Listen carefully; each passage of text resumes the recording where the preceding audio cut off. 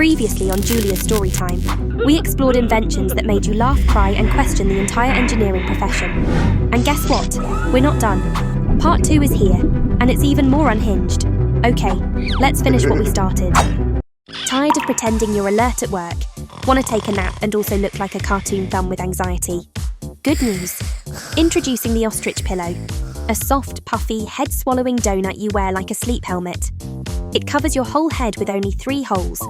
1 to breathe, and 2 to shove your hands inside like you're hiding from your responsibilities. It claims to block out noise and light. Which is true. It also blocks out all your social credibility. You don't look sleepy. You look like a baked potato auditioning for The Masked Singer. It retails for $99 because of course it does. That's how much peace of mind costs in late-stage capitalism. And sure, it works. But so does Ambien. Or quitting your job. But hey, if your goal is to pass out on your office desk while looking like a sentient marshmallow with unresolved trauma, this is it. This is your moment.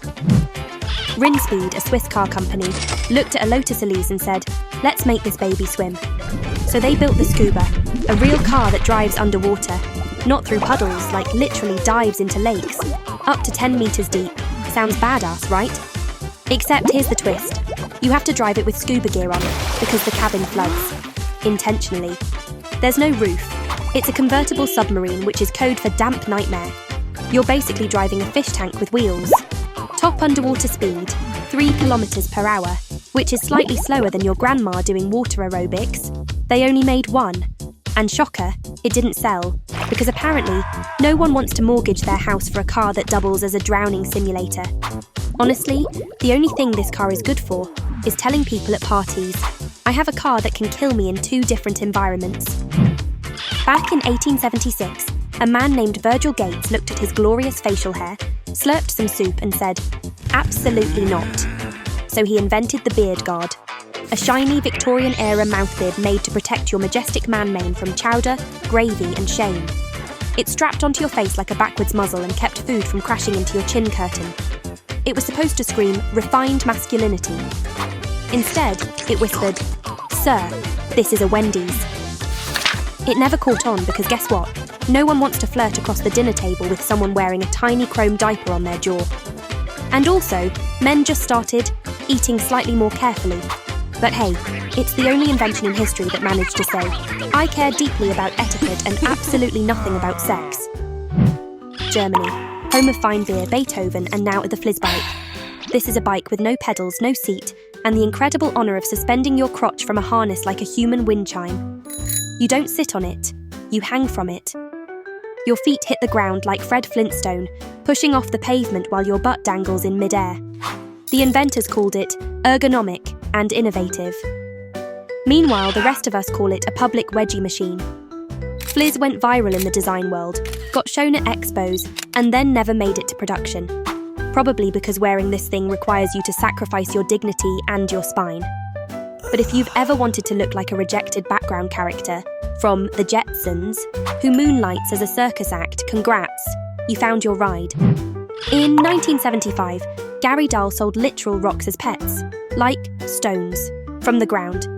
He put them in boxes with air holes and gave them little care manuals, and people actually bought them, like a lot, like 1.5 million units in 6 months. Why? Because the 70s were a weird time. People were over war, politics and effort. So they went, screw it. I want a pet that doesn't poop, bark or require love. And the pet rock delivered. Each one sold for $3.95, which adjusted for inflation is like paying $22 today to adopt a paperweight with personality issues. But here's the kicker.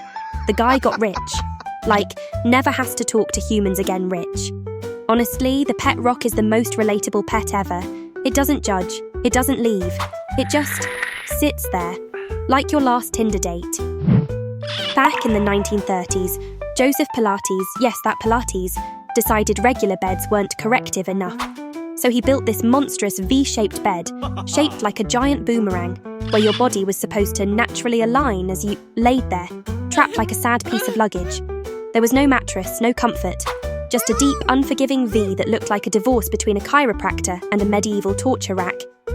You'd wedge yourself in, legs up, back down, soul escaping through your tailbone.